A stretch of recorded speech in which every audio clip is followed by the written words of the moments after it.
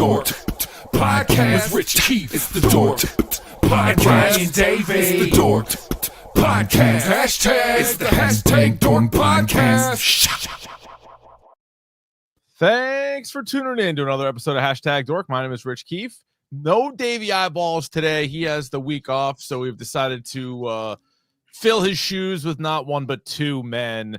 The first being Billy D, 1/4 of the macro data refinement team here with the Dork Podcast, all of our Severance episodes. Billy D, how are you? I'm good. There's a 50-50 chance this is the best episode ever, but there's only a 10% chance of that happening. Son of a bitch. You are absolutely right. Joining us as well is Goo from the Mac and Goo program, a show that has been nominated every year at the Dorkies for Podcast of the Year, but has failed to win each and every year. Number one, that's because we're lazy. Number two, dibs on the left shoe. Okay. All right. Very good. I'm going to go into Davey's left shoe, and we're going to pretend that we're daddy, and we're going to wear Davey's pants, Billy and I. Just sit in the seat. You can lower your voice if that makes you feel a little bit better. But I like where we're going here. Real quick, did either of you guys get a chance to see the new Naked Gun before we get into the topic du jour? Unfortunately, no. I also was. My schedule did not line up. No, I didn't. It was just one of those weekends, and maybe part of it is I've seen so many movies in the theater on this recent run, and I'm looking forward to seeing Weapons this weekend. So I was like, all right, I got to take a week off. And that's why I thought we would take a look at this 1988 classic, The Naked Gun, from the Files of Police Squad, a PG-13 film, 1 hour, 25 minutes, quick in and out. It's like a long episode of TV. Was it? Roddy T's 88% critics, 84% audience, although Roddy T's wasn't really around 1988, so I don't know. It's just people going back in, diving in. But before we get hog deep into the actual movie, I'm curious what your introduction to this movie was, when you first remember watching it, all that stuff. So Billy, let's start with you. When do you remember first seeing this movie? So this was a movie. It's like one of three movies I always watched with my sister that was just on cable. It was like Clue, Major League 2, and this. Wow. And, yeah. Major League 2. I love Major League. We'll have you back in a couple weeks for Major League 2. But I just always remember watching it with my sister in the living room. It was always on like TBS or TNT, or we had the black box too. It was just always in my life, and I just remember this being my comedy, like my exact style from a very young age. And I can remember my parents being in the room watching it too, and them belly laughing at a lot of the stuff. I was born in the year 1989. This movie came out in 1988. I have seen this several times, younger, with friends. My father introduced me to it. He was tickled by the condom scene. And I had not watched it maybe in 15, 20 years. Mm-hmm. I watch it like 3 times a year, maybe 4. So like this is one of my all-time favorite movies. It's all available on Paramount. So if you guys have somehow missed the chance to rewatch it, all 3 of these are on Paramount. We're going to specifically talk about the first one, but obviously reference the sequel, which came out in 1991, The Naked Gun 2.5, The Smell of Fear. And then in 1994, you had Naked Gun 33 1/3, The Final Insult. So I first remember this. My buddy Shark, I spent a lot of time growing up at his house, and his dad would always bring back movies from the rental place, like all the time. And I remember watching like The Fugitive, like a lot as a kid. I remember watching like all the Indiana Joneses at his house, and then all the Naked Guns, to the point where I could be misremembering. I feel like by the time I saw this one, the second one was already out. And so I probably saw those 2 on tape, and I might have seen the third one in the theater because I was 10. So I probably did see it in the theater. I remember 100% seeing the coming attractions for it in the theater, because it's like when he opens the door and knocks the woman off the cliff. Yeah, but I don't think I actually saw it in the theater, but I was old enough. I'm your age, so like I remember seeing the previews when I would see like movies that like I was supposed to see. Although this is kind of a kid-friendly movie. It's my first Leslie Nielsen movie is actually Mr. Magoo. Oh, which was pulled from theaters a week into its run because it was not sensitive to blind people. Well, okay. Yeah, this movie, like some 80s comedies, you watch them now and you're like, there's a certain way about them, and there's certain things that you're like, all right, they probably either wouldn't do that, or it's like just not that funny. But this is a different kind of comedy, clearly. However, the show that it was based off of got canceled after one season, 6 total episodes for Police Squad, where Leslie Nielsen played Frank Drebin. They had different guys playing the Ed role and the Norberg role. Had you seen this? I've only seen clips. I've never seen a full episode. I've seen every episode. It's like they borrow like jokes directly from it, like where they do the exchange of the $20 bill. Yeah. Directly from this. And the only real difference is there's no like breaking of the fourth wall or any kind of acknowledgement that there's a joke going on. Like a lot of the times Jane will kind of look at him like when he's telling the Goodyear story, and she's like, oh. Like in that, it's just straight deadpan where he's like, who are you and how did you get in here? I'm the locksmith. And I'm the locksmith.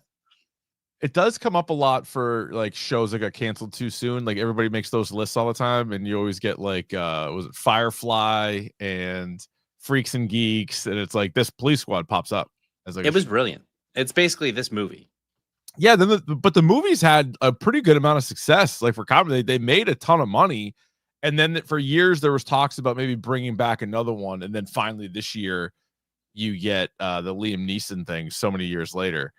This was the 14th ranked best comedy, according to Channel 4, a BBC thing in the United Kingdom. It is the 7th funniest comedy ever, according to Empire magazine. Okay. That seems high. I do like this movie a lot, but okay. I would tend to agree. This is my style of humor, though, for sure. All right.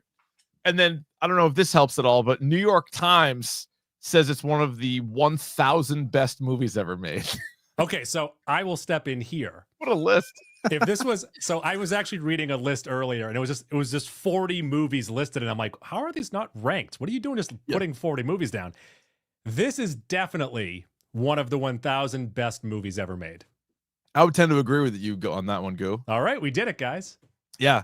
And we've done a lot of different lists on #dork with you guys voting. We've done comic book movies, we've done straight up TV shows, we did horror movies, we did movies. If we did just comedies, it's got to be top 50, right? Although Goo, I can get Goo's not loving the rewatch. He doesn't like it. He doesn't like it. I do not like it. So let me explain myself first. Why don't you get out of here, Goo? It's supposed to be this is supposed to be an episode everybody likes the movie. And this is what I hated after watching it. I'm like, I'm going to ruin this fucking episode. What I love about it is that all of my comedy icons, this is their favorite movie, and it taught them that they can be live action cartoons. Yeah. So like Lonely Island, Conan O'Brien, like that's what, so they saw this and they're like, oh, we can be weird too. Billy loves it. Billy's one of my comedy icons. Then on my rewatch, there are parts I'm like, when does this start getting funny? Oh my God. Dude, oh my God. So, it never stops. So I think I might maybe sort of, I'm definitely closer to Billy than I am to Goo, but I get Goo's point. Like I watched it the other day just by myself, like a refresher, even though I've seen it, 50 times. I was like, let me watch it again. And I didn't like cry laughing like I remember doing as a kid, but I think I did know like all the jokes that were coming. Like even though I think that you need to watch it with friends. Have I watched it with friends? No, I'm saying, do you need to watch it with friends to I was surrounded by all my friends while I was watching it. No, I guess that's true. Like I would watch friends, Frank Drebin, O.J. Simpson, Nordberg, who's looking up at us and enjoying the rest of the Naked Gun. No, but no, you're right. I would watch. I think You Should Leave and not have anybody around me, and I'd be crying laughing. So yeah, I guess I didn't need that, but I definitely laughed out loud. Yeah, no, and so there are some jokes in here that still really hit, but yeah, as I was going through to like weigh it up against, so you mentioned best comedies of all time, so I would definitely have it in my top 20 comedies of the 80s. Dude, can I tell you the movies I think are funnier? Just fucking kick me out. Yeah, get out of here. Get out of here. If my mouse worked, I'd kick you out. Spinal Tap, I think, is funnier. Pee-wee's Big Adventure, Beetlejuice, Princess Bride, Fast Times at Ridgemont High, Airplane, better parody too. Wow. Major League, Caddyshack, Easy Money, Coming to America, Mr. Mom, Ghostbusters, Back to School, Planes, Trains, and Automobiles, Big, and Uncle Buck. I'd give you like Caddyshack. Dude, I'll give you one. I'll give you Spinal Tap. That's it? Yeah. Spinal Tap and Caddyshack, yeah. I think it's funnier than Caddyshack. I think it's. I'm going based on. I'm kind of like you, Keefe. I can.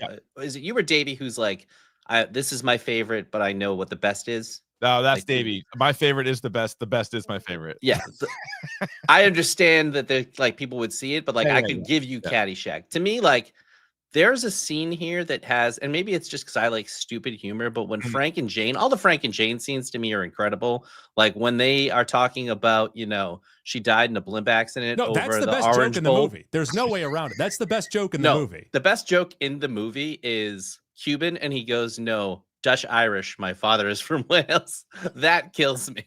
And then like the amount of like quick writing that goes back and forth when he's like, "I know this place that serves great Viking food," and she's like, "I got to get my rest tomorrow, being Arbor Day," Arbor Day. which kills me. And then she goes, "Can I interest you in a rain check?" And he goes, "We'll just stick to dinner." That happens in 12 seconds. It's That's unbelievable. It's incredible so writing. fast. I really think I recognized it as a kid how good Leslie Nielsen was. And then when you watch when you get older and you're like, obviously comedies don't get the respect that they deserve. And like we're a huge comedy and horror movie podcast, and neither both get ignored when it comes to like awards. But I would argue like Frank Drebin or Leslie Nielsen in this is as good as anybody is in a movie in like the 80s. Like he legitimately should be nominated for an Oscar for how good he is, how deadpan he is, how quick he is. Like he's unbelievable. He's better than whatever anybody else is doing. It's really unreal to see him go back and forth, and even what's her name, Priscilla Presley. Priscilla Presley, when not as interesting as the pictures I saw today. I was young, I needed the work, like that stuff, that quick, witty repartee, and also the physical comedy. Like when he breaks into Ludwig's office and that music is playing, that's Yes. fucking hilarious. The player piano scene is also very, very fun. The sexual assault with a concrete dildo. Yes. Fantastic. Every time, Yeah. and like the running gags in this are unbelievable. But my favorite, and it carries through every movie, is every time he parks, he fucking destroys something, knocks someone over. Yeah. It's awesome. He's always like killing somebody. All I the also close think- range shootouts too. Very good. Oh yeah, close range shootouts are great.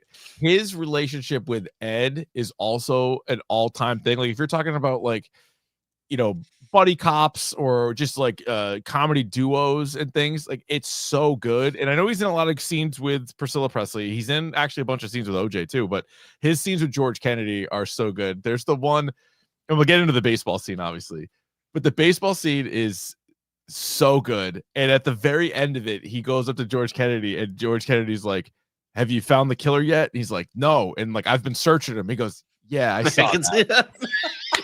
It's great. Like just like David's like, "Yeah, it's not," because he's like humping guys the whole movie. He's like, "Yeah, Frank, I saw that. Like, I know you. Oh, were you? You were checking out the players?" Even the back and forth when they're in the hospital talking to OJ, and he's just going like every time she says something, and obviously he's welcome back, unless he's a drooling vegetable. But that's just common sense. When he's like trying to tell him the clues, and he's like heroin. He like looks around, he's like, That's a gonna be pretty tall order. That's a tall order. That's gonna be a pretty- My other, like, one of the best quotes is when he's talking to the wife and like the way to go. He's like, it could have been an angry Roman gang of thugs, gay lover, like whatever. And then he's like, your parachute not opening. Oh, that's the way. That's the way to go. He goes, Getting caught in the gears of a combine, and then getting your nuts bit off by a Laplander. That's how I want to go. that's the way to die. He says, So I know we're going to talk about the baseball scene, which is probably the most iconic. I would say the second most iconic scene is the driving school scene. yes.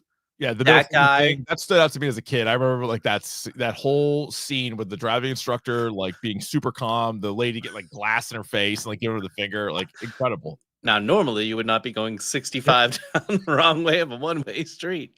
He's great.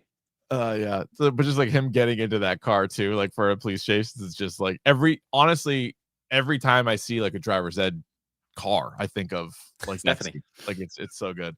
All right, so let's look at the cast. We can get into like individual scenes too, but like the cast itself. So Leslie Nielsen, we sort of talked about him. Now I remember, I don't know if I saw Airplane first or this first, but those are the two that stand out to me. The guy's been in a million things in his incredible career, but those are got to be the ones that I think, especially for our generation, we remember clearly the most. He was in that Dracula movie too. I was saying Been loving he did get pigeonholed into these spoof movies after a while, and it was diminishing returns by the end. No, Armed and Dangerous was pretty good. Was it Scary Movie 4. He's in one of those, isn't he? Yeah, he's pretty good in he- that too. Yeah. He's He is. okay. Crushes in that. Surf Ninjas? Is he in Surf Ninjas or Three Ninjas? I think he's in Surf Ninjas. I think yeah. Surf Ninjas. Is that in the 1,000 best movies ever made by the New York Times? I mean, I don't have it off the top of my head, but It you'd have could to be. assume yes until proven I different. could just spitball here. I assume that it is, as well as Three Ninjas. Yeah. So anyway, like he's, I think, terrific. Priscilla Presley is a strange bird. So her story now, there's like a movie about her now, and like there's like a couple Elvis movies and everything else. First of all, let me be the first to say, as a grown adult, you shouldn't go out with like a 12-year-old. So whatever the fuck was going on there, people have like just sort of skipped past that. Gross. All Absolutely. right, so I guess we're all in agreement on that. Mhm. Right? Can we get hands up on that? No, but Yeah, we're good. her career though is wild. So like she obviously is with Elvis, but then like as an actress, she's really only in these movies. And she is in TV, right? And she was in, was it Dallas? She was in like a show for like a long time. But like for movies, she's so good in this role, but it's pretty much all she's done. It's weird. And I think she is tremendous. Like She she does, plays yeah. the role incredibly well. Well, she's Yeah. able to keep up with Leslie Nielsen. Right. Yeah. Right. OJ Simpson for people our age, Goose a little bit younger, but for people our age, it was always like former football player OJ Simpson, who was the guy that was in the Naked Guns, and then right after Naked Gun, the third movie came out in 1994. It's crazy. Which is when he's in the Bronco and the whole thing begins.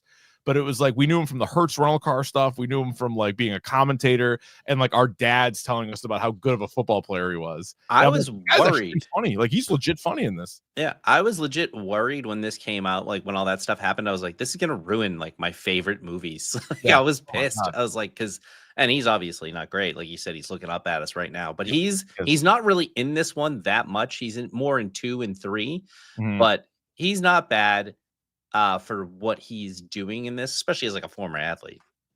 Right. And like the one thing like early on when like you just have like the whole he gets shot, that he hits his head on the thing, he touches the hot furnace, he like touches the wet paint on the door, he gets his fingers in the windowsill, he steps in a bear trap, and then like so it's all like physical gags with him. Yeah, Goo? No, I I was thought you scratching raised my your head. You raised your hand. I was like, what? I do often Fuck raise my your hand to voice, speak. fine. Don't worry. So George Kennedy, they did a switch for Ed, and from the clips that I saw, Bill, you could speak to this better. I feel like the guy that played the Ed role was good, but George Kennedy takes it to another level. He's just way more fun. The other guy was playing it like old school, meh, like Okay. see, like that kind of detective. Like if you watch the two things side by side, they're completely different. Like Yeah, in okay. the tone of how they deliver the jokes are the same, Hmm. but no one's like kind of playing to the camera on it. And they don't have as many like where they go to like kiss and both feet go up type of things. Like Got it. Yeah, those yeah, like yeah, little cutesy things. It's more straight deadpan comedy. got it. Weird Al Yankovic is in all these movies. All He's in 3 every- of them. Wait, he is? He's Yeah, in so every movie. Oh, he's Yep. definitely in 3. he's definitely Yeah. in 1. He's also definitely in 2. I also just rewatched the second one. They're running it on the National Lampoon channel. Nice. 2 does have the best joke of the entire franchise. It's probably my least favorite movie, but when she's like Caucasian, black hair, 6'2", mustache, it's a pretty big mustache. Yeah, so the second one is the George Bush one, and Yeah. then The third's my one- favorite. The third one's great. The third one's Anna Nicole Smith. They're at the Academy Awards, and yeah, it's the whole thing. So Yeah, I guess what Weird Al Yankovic would do is when this movie was in theaters, he would bring girls on dates to this movie wearing the same Hawaiian shirt, not tell them that he's in the movie. It's great. And then when he pops up, they're like, oh, that's you. He's like, oh, I guess I am in this movie. That's pretty good. Yeah. I guess not to spoil everything. I believe he's in the new one too. I think. Okay. I think he's gonna pop up in that one. I mean, speaking of the new one, I was a little worried about it, but some of the trailers seemed really good. And like if he kind of plays it like he did that role in Ted where he was in there for like 30 seconds, Yeah. but I think he's playing it a little goofier, it seems. The trailer makes it seem a little bit goofier. Okay, so as someone who has not seen the movie, I will say that I have complete I believe that Akiva Schaffer, who is the director of the movie, he's one of the writers. It's also produced by Seth MacFarlane. they're in and out on that movie as well. It's under 90 minutes. And Schaffer has talked so much. And Billy, you're an editor. You do a lot with videos. His thing is to get in and out as quickly as possible on every scene, every song. So I don't think they're going to let anything linger in the movie. They're going to tell the jokes and get out. Yeah, that's the other thing too about this movie, to your point earlier, and to the music thing too, real quick. But like, everyone's going to take really good care of this, because I think everyone who's like around our age or a little bit older this is a huge influence on them. So they're going to want to do this as much justice as possible. Also, the use of music in this movie, it's minimal. The opening title song is great. And then like the Hermits and the I Love LA, fantastic use. Yeah, they crush it. They crush the montages are so good.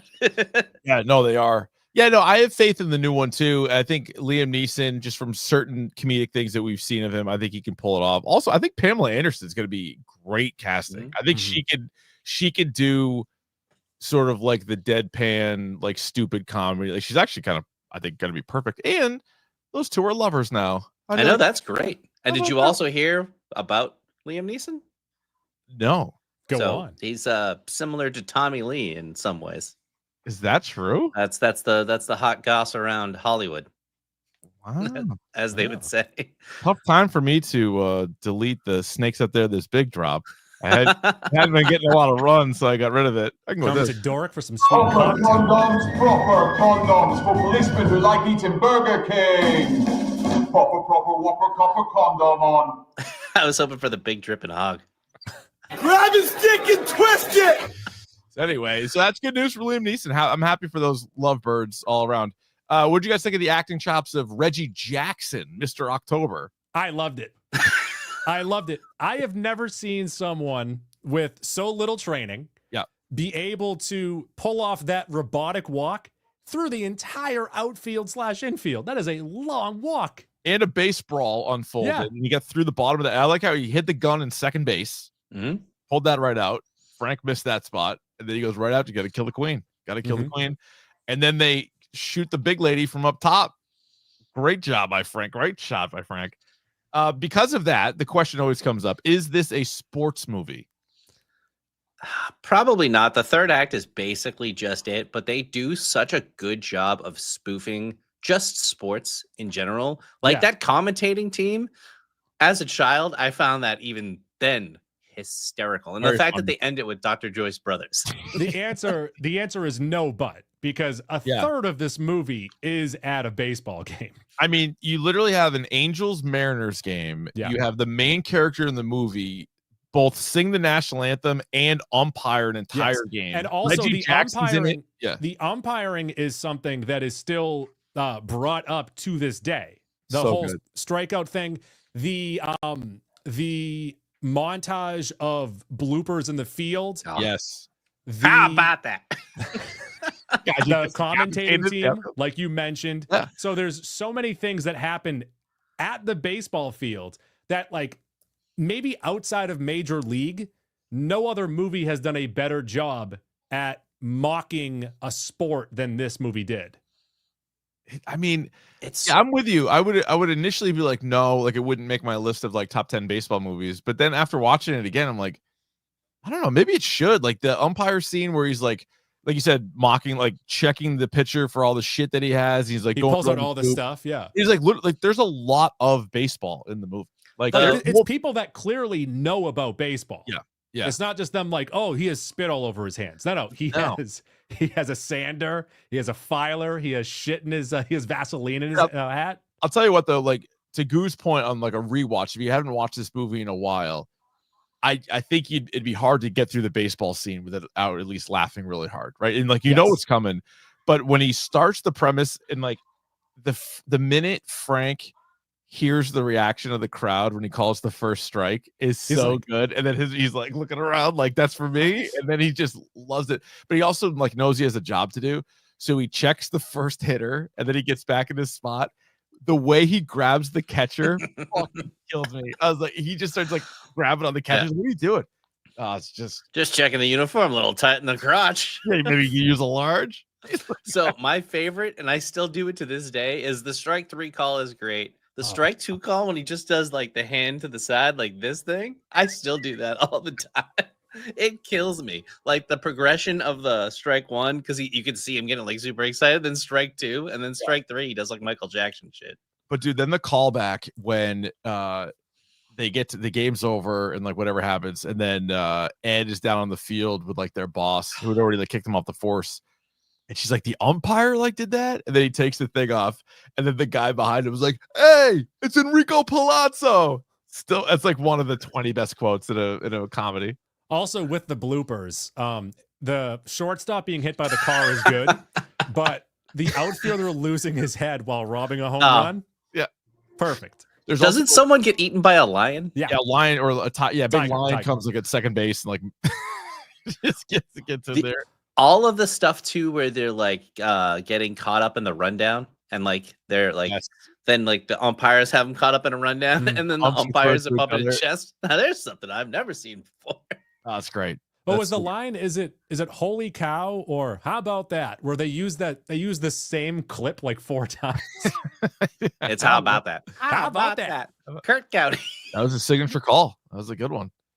Also, it's been done to death, but maybe the first time I remember a really, really, really long P. Yeah. Iconic. A mic'd up long P where he starts like singing and grunting as yeah, and everybody can hear him. And like this is earlier on in that scene, he's like polishing off a ton of water. Like he's drinking so much water for no reason. Have you ever seen the interviews he does with the fart machine? Yes, with Conan. No, like he does it with a butt. Like you know how they do those like press junkets where they sit down with people for like an hour. Yeah. He just brings a fart machine and is farting the whole time on like these like little local reporters. It's unbelievable.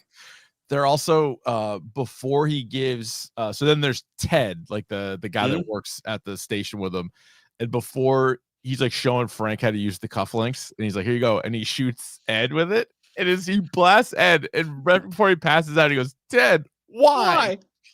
One of my other favorite parts of that scene is he wakes up from the thing and he's like, "I can't see anything," and he just goes, "Use your open eye, Frank." Use your open eye. Yeah, he's using the microscope and like the wrong eye. It's just I also love when he's fired and he's like, "Just think, the next time I shoot someone, I could get arrested."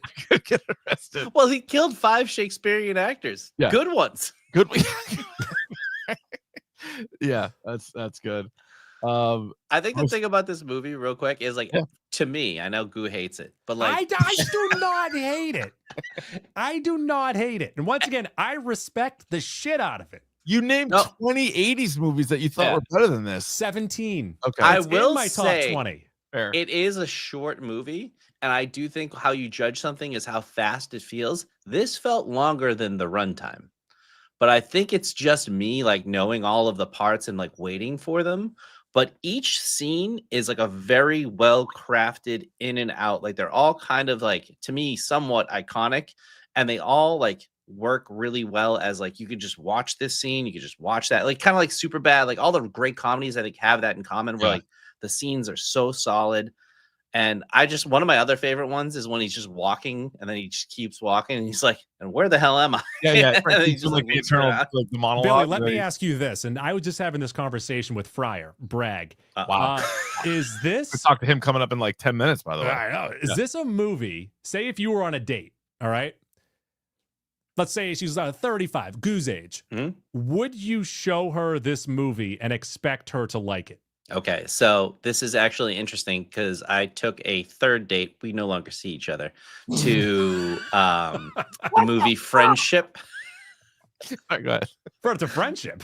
Took her to Friendship. So that's an interesting one right out of the chute. And every like 5 minutes or so, she would stop, she would look real like this, like just like, and then look back like you're enjoying this. Yeah.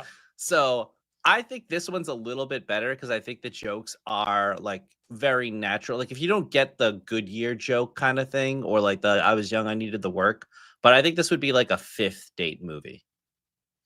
Yeah, this is like, it's kind of a true classic. And I feel like, I guess 35 might be a cutoff. Like younger than 35, it's just like you've probably never seen it. And then at that point, it's like, all right, do you like this kind of comedy? Because there's not a ton of stuff like this exactly. I mean, I guess you could go see the new one and be like, "What do you think of the new one?" There are spoofs. So like there are things that like are inspired by this. Like Scary Movie is similar to this. So I agree. Well, yes and no. So like Scary Movie and like Not Another Teen Movie, which actually was sneaky, very Phenomenal. quotable. It's a very underrated movie. We talked in college. We quoted it all the time. Like probably too much. Anyway, they have similar comedy, but you don't have like the Frank Drebin. Like Frank Drebin is very unique to these movies. Like just how serious he is in a ridiculous movie. But the comedy itself, I guess, kind of plays. But yes, yeah, I don't know. This would be a weird one, I guess, for like early on. Because like 90s is more like my Q zone for like comedies. And then there's there's like, MacGruber, and then there's like anything with Vince Vaughn in it in like the 2000s, Will Ferrell. So this would probably be lower on my list, but it would still be in my personal top 20. Actually, that was another question that I had in my head too, is this movie how I feel? Like, say if someone who was 20 years old right now, if they watched Anchorman or any of the Naughty Audie movies, the Jude Apatow movies from the mid-aughts, is this how they would feel about that? Like, this is kind of... Well, funny you say that, because just from, on Twitter, so you don't know if people are being serious or not, but after Happy Gilmore 2 came out, a younger generation is like, oh, I watched Happy Gilmore, the first one, and like, you know what I mean? Like they had not seen it. They're too young for it. So they watched it because it's like the #1 streaming movie on Netflix. Yeah. So then they'd watch that one and they're like, I don't know why you guys love that movie. And I'm like, it's no, just go with it. Yeah, right. Exactly. There's a generational thing, but I feel like this probably is more timeless than some of those other ones. Is it just outside my window? I don't think so. I mean, for me, I don't know. Maybe I just have more of a childlike sense of wonderment than Goo. But like, I watched this, and I watch it all the time. I'm and dead behind these eyes, man. And then I watched Happy Gilmore. Hot Shots, good call by Thomas. I watched Happy Gilmore brag like Rossi on a plane the other day. Nice. And I was laughing like a maniac. Like in certain parts, like the Mr. Lady is still one of the funniest things I've ever. You know that Mr. Lady? I think I killed her. Let's see some of these other parts. So the full condom scene. Then there's a later scene where they're breaking up, and then Frank is just like, "I faked every orgasm." And as like a 9-year-old, I probably like, I don't know what you're talking about, but very good. I also love that he always starts everything with like, "Hum me another one, Butterwings." The names are calling each other back and forth. And I also again, I cannot. I was alone in my room watching this movie. The Goodyear blimp joke killed me. Is fucking hilarious. It's great. It's so good. Also, when they're breaking up and he throws like what is that called? Like the little thing you put on your like leg, like the women wear at the wedding. Like a garter or whatever. Garter. When he throws that, and the guy's just like, "Hey, watch it!" from the background. Like they just pepper in like every 2 seconds. Like there's no time in this movie where there's a joke not happening. There's a lot of jokes. Yeah. Oh, also, so that reminded me, there's a scene where like they looked at and like she has like a bracelet or like an anklet around her ankle, and she says something like, "Oh, how'd that slip down there?" So I'm like, I still don't get that. What does that mean? Where was it? Was it no idea. On her wrist and got down there? Was it like in her cooter? Like what happened? I have no idea. I have no clue. To this day, I still don't get it. As a kid, I didn't get it. So I'm like, I certainly didn't get it as a kid, but I didn't think twice about it. Now I'm like, wait a minute, where was it supposed to be? I mean, we're 3 grown men. We can't crack this, and you two have proof of of some knowledge. Nice Beaver is always a good one. Yeah, just had it stuffed. That's a classic for this. What else do we got? The money exchanges, I know we kind of mentioned. Oh, the money exchanges things, like that's really good. It also does set the tempo early on with that really silly fight scene. No. Like they let you know early on the action's not going to be real in this. No, definitely not. Ricardo Montalban, also, who I sometimes call Lou Diamond Phillips, and the other way around, just because like the names. Yes, it's Ricardo Montalban in this one, and then I think it's Robert Goulet in the second one. Yeah, very kind of similar style of acting. He was great. Yeah. One thing that they probably can't get away with now is they showed all the players' wives during the baseball game, and they're all in the front row knitting. Like, yeah, you probably wouldn't do that anymore. Let's see. Yeah, no, that's pretty good. A great gag too is at the very end when what's his name? Ricardo Montalban has like a gun pointed on Jane. And so Frank grabs a random lady and like holds her hostage. Like he fucking even knows who she is. That's great. They also like, I know they pay homage to this in Family Guy with the opening scene, but I also think they pay homage to it in The Simpsons when Sideshow Bob gets run over by the marching band, like Ricardo 100% Montalban. just from Like, that.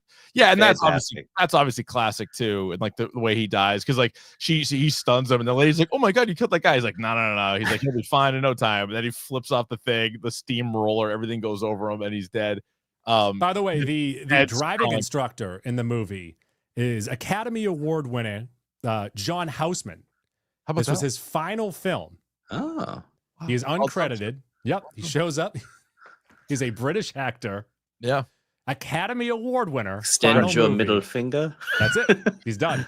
he My la- finished it. Well, the guy who, George Kennedy I think he won an Oscar for he was like in Cool Hand Luke. He's probably the best in 3. He has a lot of good stuff in 3. He's Yeah. and even 2, because that's the one Which where is he the goes. pistachios one. Which one are they eating all the pistachios? This one. Wait, this one? Yeah, right before they go into Ricardo Montalban's office. Oh, right. when they're on the stakeout. Yeah, they're just they're in there is Smashing pistachios. Yeah, because the second one is when they're hiding the dirt. Correct? Yeah. It's a lot of dirt. No, that's 3. That's 3. You sure? The second, I'm pretty sure yeah. I was watching the second one. There. I don't know. No. That's like the slasher McGurk in prison hiding the dirt. Do you think that escape. National Lampoon had the wrong movie on? Perhaps. Probably. Yeah, Also, possibly. Some refer to this as one of the Steamroller Trilogy films. Yes. 1988 had 3 famous movies, all with a steamroller featured in them. This, Who Framed Roger Rabbit, and A Fish Called Wanda Mhm. all had steamroller scenes in it. I will say for a trilogy, like I know Goo hates the movie, but It all fucking 3 sucks. are pretty fucking consistent. Like this is a great trilogy. Yeah, not a huge drop off. Like this is a significantly better trilogy than the Hangover trilogy. Oh my god, not even like I think 33 and the Third is my favorite, Yeah. and 2 is just a little bit in between these two. I think 1 and 3 are definitely the best. And my last quote that I will say, and I forgot, and I kind of like I try to work this in to casual conversation when he's like, if not like whatever I'm doing, yeah, if not, I'd be back on the scene riding motocross. Like that, his like little just like casual drops in conversation are the best. Good. So a trilogy that I like better that is also a parody, but has a steeper drop off after 2 would be Austin Powers. Oh, I'll That's give you that. fair. Austin Powers is a great trilogy. I'll give you that. That's very good. But that's incredibly similar to this. That is a spoof movie that's filtered through a main character where I feel like Scary Movie, they're just kind of shuffling movies all into one. Which is why The Naked Gun would be in my Goo's juicy 6-pack of spoofs. Well, we look forward to that day when that comes out. Billy D, I assume you and Ross will be back for Scream 7. Upload the PCP. It's the I Scream for Scream podcast. You only do Scream now? It's the only thing we can. That's the only thing I can get them to do. So, but Pineapple Boys will be back this Thursday. All right, very good. Pineapple Boys. Goo, what do you guys got coming up? Young Frankenstein, Walk Hard, the Dewey Cox story, Spinal Tap, Airplane. You're going to be doing all these movies coming up? No, we're going to do a what have you been watching lately? Oh, Yeah, like- Gold Member is underrated. You're right. I'll take that back. Yeah. I like Gold. Yeah, no, that's great. That's a good trilogy. I have no problem if you say that Yeah. one's better than this one. That's fine. We are doing a what have you been watching lately? I'm trying to finish M3gan 2.0. It has been a roller coaster. I've not started that. No. I can't end it. I finally watched Final Destination Bloodlines, though. Oh, and hell That it's was great. fucking awesome. Oh, I love it. Yeah, it's great. I still want to watch the Lethal Weapon, or not. I keep calling the Naked Gun the Lethal Weapon for some reason. Yeah, all right, go watch Lethal Weapon. It's probably available somewhere. Is that what I watched? Mel Gibson was great in this When movie. does this get funny? Yeah.